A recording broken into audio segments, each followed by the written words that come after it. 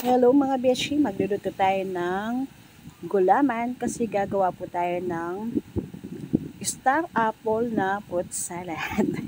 Ayan po mga beshi, nagbuhos po tayo dalawang sachet ng unflavored na gulaman. Bali yan po hindi ko binili, bigay lang din po yan ng tita ko. Malapit na siyang ma-expired sa March 2. Tapos mga beshi, ayan nagbuhos tayo ng tubig sa ating gulaman. Ayan po, bali yung ating asukal isang measuring cup ng 3/4. Tapos yung tubig natin, nagbuhos po muna tayo ng dalawa. Pero yung total po ng tubig na bubuhos natin ng measuring cup 3/4 is 4. Tapos mga beshi, ayan, sasalain po natin yung ating gulaman. Lalagyan na po natin sa ating kaserolang lutuan. Ayan po mga beshi. Pasensya na po, hindi ko na napakita yung karagdagan pa ng tubig. Pero 4 pong measuring cup yun na 3/4. Tapos mga beshi, ayan, nasala na po siya. Idadaan na po natin siya sa pakulo. Lalagyan na po natin sa ating kalan para po mapakulo na siya mga beshi ko. Pandagdag po yan sa dami ng lulutuin kasi po wala kaming magawa, nagugutom daw sila. Ayan. Ayan, may mekos lang po siya ng mabuti para maluto ng gusto mga beshi. Pasensya na po, nasa labas ako mahangin. Nung naririnig nyo po yung tunog na yan, tunog po ng hangin mga beshi ko. And then ayan, kumulo na po siya. I-ready na po natin ito transfer sa isang lagayan para po mabuhos natin mabuti. Yung parang pitchil na stainless mga beshi. Ayan. Ayan po siya.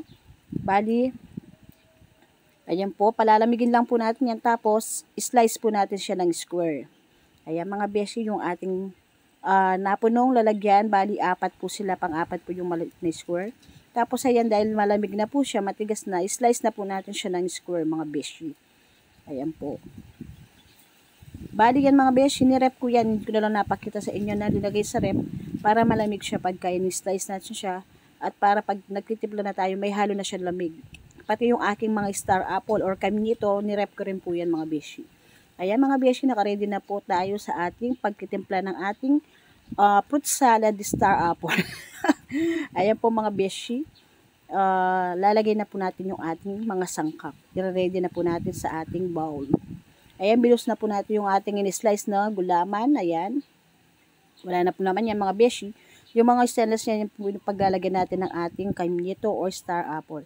Tapos nagbusk tayo ng konting nata. Yan po, tira din po yan nung December 31. Hindi po nagamit kaya bilos natin. Pati po yung cheese naglagay po tayo. Tsaka isang condensed na malaki mga beshi. Sakto lang po yung tamis niyan mga beshi. Kasi medyo madami-dami po yung ating gulaman na nagawa. Ayan, talagang tinaktak ko po ng gusto yung ating condensed. Sayang po kasi matitira. Kasi tatapon na rin natin yung lata niya. And then mga beshi, nagbuhos po tayo ng all-purpose cream. Ayan po, isang piraso lang po siya para lang malinamnam.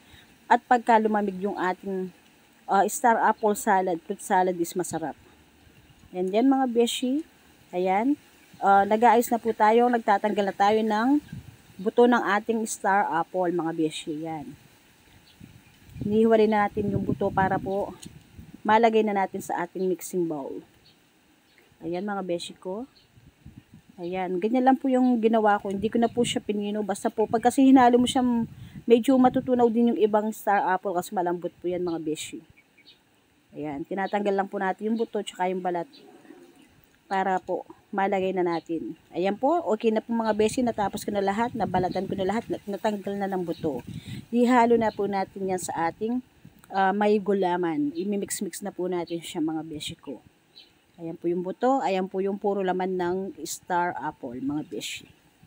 Yung star apple din po, galing din po yan sa pinsan ko, binigay din po niya mga beshi. Kaya wala po tayo masyadong pinagbibiling sangkap. And then, ayan mga beshi, binuhos na po natin yung ating star apple para po mamix na po siya sa mga sangkap natin pinaglalagay. And then, ayan, mekos-mekos lang po natin siya mga beshi.